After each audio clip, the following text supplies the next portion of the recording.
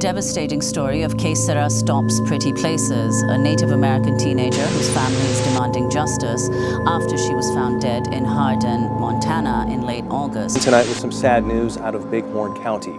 The body of 16-year-old Selena Not Afraid was found this morning about 3/4 of a mile away from the rest stop on I-90 where she was reported missing.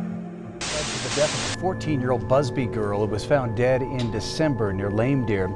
The Bighorn County coroner says Henny Scott died of hypothermia. Identified as 35-year-old Bonnie 3 Irons. They've never seen this as a real investigation. They've just written her off and your family off from day one, not based on evidence or any work they've done. Either they're lazy or they just don't care. I mean, whatever it is, or they might be corrupt.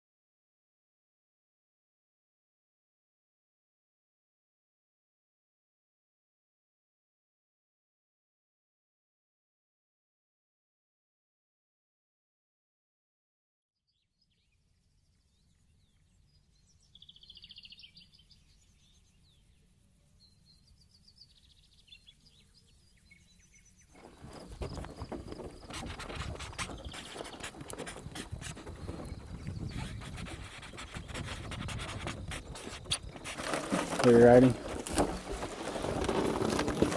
Read it off. This is from Anya. We miss you and love you so much. You are forever etched in our hearts. Love, Auntie Anya and Alea. Maybe Jackie can read some of it. I love you and miss you every day. Praying for justice, and we will never stop fighting for you. Grandma Yo.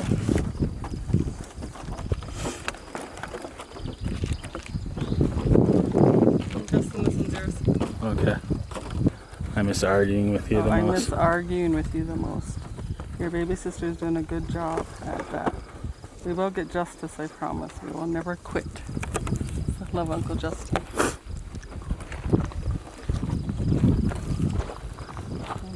Come on, honey, I'm going to have you let the balloons off.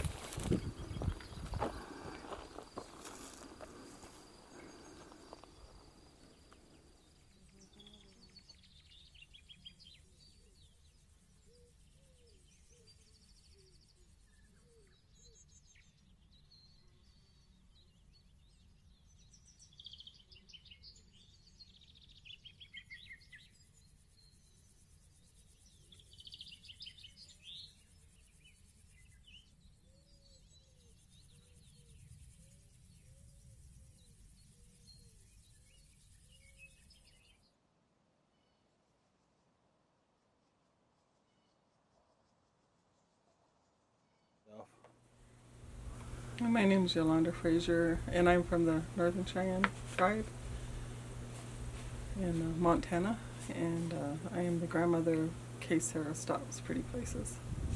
And my granddaughter was murdered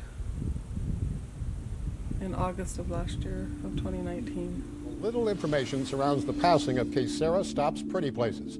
She was reported missing by her family August 27th, and her body was found 2 days later, August 29th. She was located at the corner of Rangeview Drive and Mitchell Avenue in Hardin. Today, that's where you found marchers. According to coordinators of the march, she is the 27th missing or murdered Indigenous woman or girl in Bighorn County.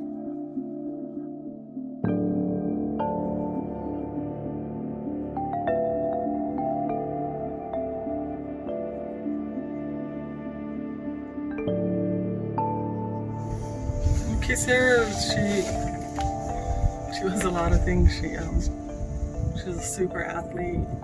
That was her passion, really. Well, she had a lot of passions, but for being in school, that was what she really went out for. Anything that she went out for track, she went out for basketball, she went out for football even. I was kind of against that, but she excelled in it.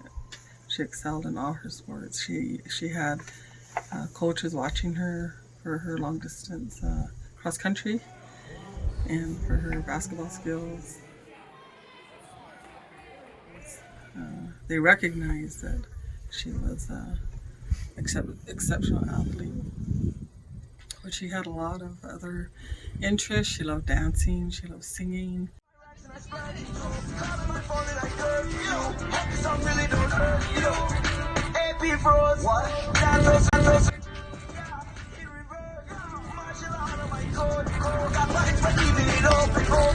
Oh shit! Many of her friends she took under her wing. If they were going through difficulties with family or relationships, she took them in and took care of them, supported them. Sometimes even to the point of she'd bring them home and want me to start taking care of them like I was taking care of her. But most times we just, sent them home, acted as a liaison so that they could make it back to their family. When Sarah came into my home, it was back in 2012. And I believe she was 10 years old at the time. Her brother was 8, and her little sister, her baby sister, was 2.5 years old. And she was the surrogate mom. She was the substitute mom for those kids. They called her mom. They looked up to her to guide them. And she's extremely close with them.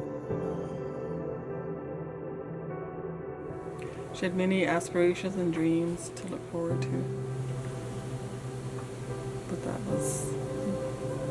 that's no more now.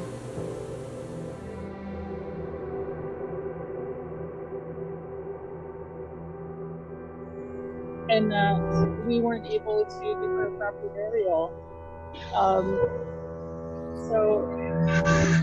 Well, I guess I can speak more about that.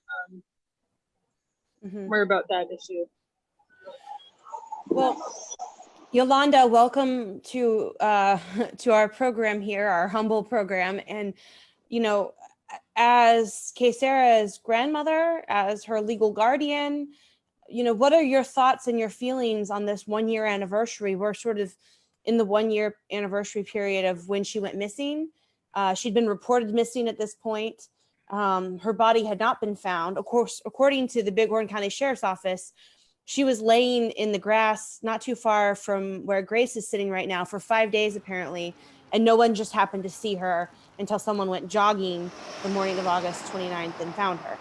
Which we all know is false and not true, but that was, I guess, part of the way of them saying her death was natural causes, that she just walked into a suburban yard one day and laid there and died, and no one found her for 5 days, which is crazy. But that's some of the lies that have been told by law enforcement, who continue to fail to do their jobs. And here we are a year later. I know, having been honored to assist you in your efforts, all that you've gone through, all that you've done, the statements, the letter writing, the phone calls, the meetings where oftentimes you weren't treated with respect. What does it mean to be here at this point in time on this 1-year anniversary and still be demanding justice for Sarah?